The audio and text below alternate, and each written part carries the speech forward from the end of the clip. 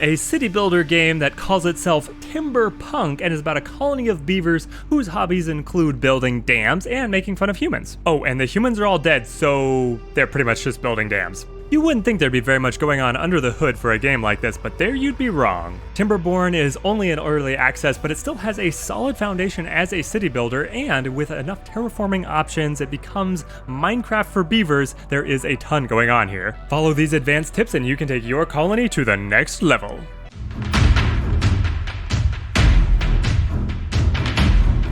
First up is ye old beaver specialty dam building. I mean, this is what they were just made to do, but you will quickly run into some challenges. Especially if you're playing on hard mode, then you will likely be playing during drought conditions longer than with water free flowing, so you have to learn to start treating water like they do in California.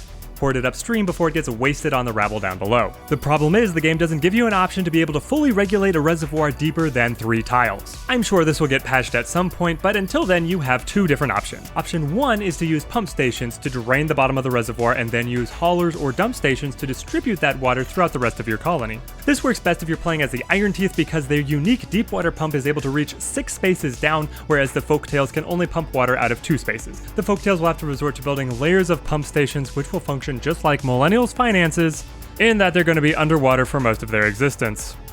Method 2 for creating a super deep reservoir is leaving a small but steady flow of water through a single gap that you leave in your levee wall. This means that the upper portion of your reservoir will drain away uncontrolled while the lower portion you are able to ration. The exact depth this will allow you to add to a reservoir depends on the number of water source tiles on your map. Here with 4 water sources, I am able to increase the depth of my reservoir by about 3 spaces. The exact measurement is that the amount of water input is equal to the amount of water that can escape through a space 1 space wide by 3.3 spaces tall. This is my preferred method because even though it doesn't give me total control, I am still able to easily weather the longer droughts that I see here on hard mode. Are your beavers feeling sad?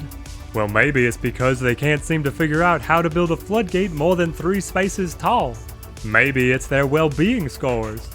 Or maybe it's because they live in a post-apocalyptic hellscape where they are the only surviving mammal. Was that?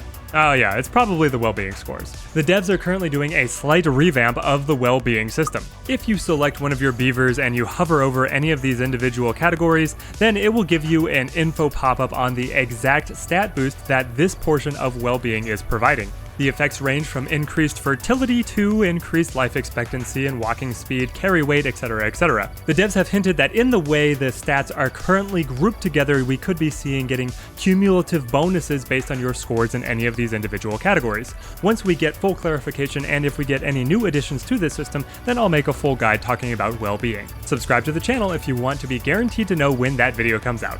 Until then, we can talk about some awesome shortcuts to getting really high well-being scores. If we look at awe and aesthetics, which awe has 3 different categories based on the monuments that you have constructed in your colony, then we have a pretty sizable increase to your well-being score and also some really awesome bonuses that are tied to these guys. Any of the buildings that satisfy this portion of well-being all come with a radius, and you might be thinking that it's going to be inhibitively expensive to be able to establish a radius over your entire colony to fulfill that aspect of well-being, but you don't have to do that. You actually barely have to build any of these tiles at all. All it takes is for a beaver to briefly pass through one of these radiuses to begin satisfying that need.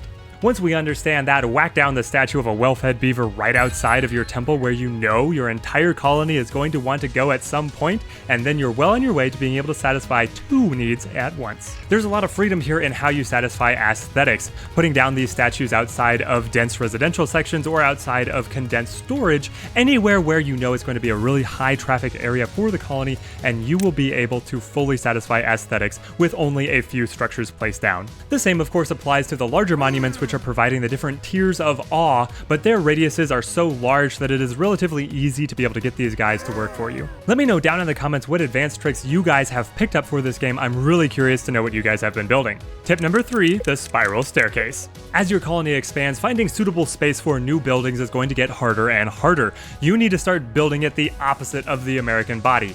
Up, not out.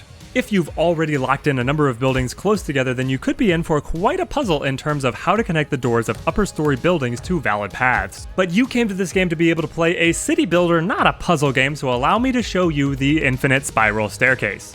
Now at first, I actually didn't realize that you could place platforms over stairs, but you can, and oh, it is wonderful! Let's talk about a few features of this high-rise building here, and then I'll go through the full tutorial of how to build that staircase. First up is that I'm able to utilize the space on top of my industry buildings despite them not having this solid tag by using the large metal platform that is unique to the Iron Teeth faction. The beaver bankers wept bitter tears to the tune of 500 metal blocks to be able to get this guy built, but I think it's well worth it. Here I actually dynamited the foundation down 2 levels because this guy is 5 spaces tall, which felt pretty excessive to me. You could equally use this trick to be able to utilize this space over your fields as well. Point number 2 is that if you want pathways over other ground features, then you're going to have to go to suspension bridges. And when you get to the point where you want suspension bridges over other suspension bridges, then their foundations start to conflict with building the platforms that you would use to support the higher levels. This means that the top suspension bridges have to be larger than the lower ones, or you have to use some other trick in how you are using your layout to be able to get this to work. Now for that staircase tutorial. So we start here with just a basic wooden stair to be able to give us a reference, and we go around with 1 tile platforms to be able to build up to where we're going to place our second staircase, and from here on out it is all 2-level platforms just going up and up as high as you need them to go. You can use these buttons in the corner to be able to look down on the lower levels for placing the staircases and filling in the construction here.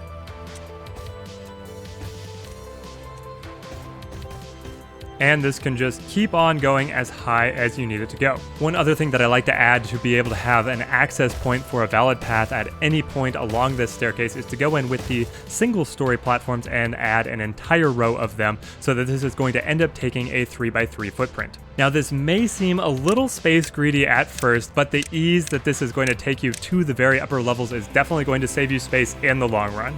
If this video has been a fun watch, then give us a like, and let's go on to 2 quick tips before we examine the unlimited power build. The folktales have a unique building called the Irrigation Tower, and what this does is it provides irrigation to a surrounding radius, and it shows that the hippie beavers love being wasteful. The exact same effect can be achieved by just dynamiting a hole in the ground and setting up a dump station. Don't have dynamite yet? Well, just set up a levee. It's really easy and even more efficient than the water spent on the irrigation tower. I fully expect this to get patched at some point to make taking that unique irrigation tower more desirable, but until then, I would only take them if you like the aesthetics of the water tower. Next tip is that if you have created a large and sprawling colony, then holding the shift key will actually increase the camera's move speed, and this applies to rotation as well. If you want to get really particular, then in the settings you are able to change the scroll speed for different methods of scrolling, and you can tailor this to be able to get around your colony with ease. Okay, my final tip is for creating unlimited power. I already said this in my guide covering faction differences, but this game gives a pretty harsh critique of renewable energy sources. Every single power production option has its own drawbacks. The power wheels are expensive in terms of beaver workers in space, the water wheels don't turn in drought conditions, which in hard mode is basically all the time. Engines burn through an expensive amount of logs, and a windmill don't turn if the wind don't blow. You can remedy most of these problems if you put in the effort to terraform an artificial riverbed. Behold the heart of industry! A narrow riverbed just 2 spaces wide perfectly holds a series of water wheels that you can then extend as far as you possibly want. I've found that feeding this tiny river with 8 water dumps is able to keep all of the water wheels turning consistently. You can turn off one of them and go to 7 if you want some of the water wheels to turn a little bit inconsistently, but just overall their power output is still going to be really solid. If you're intelligent in how you place your fake riverbed, then you can scale this on infinitely to be able to support as much industry as you could possibly want. And something that is really cool is that the water wheels actually provide output on either side, so you can build industry on both banks of the river, and it will form a connected unit with your power producers. Now, I'll throw in the caveats that this is definitely a mid to late game endeavor. You need to have a large expendable worker population to be able to man all of these different water dumps, and then also the water pumps to be able to fuel the storage, and all the haulers to carry the water from where you're pumping it to where you're dumping it.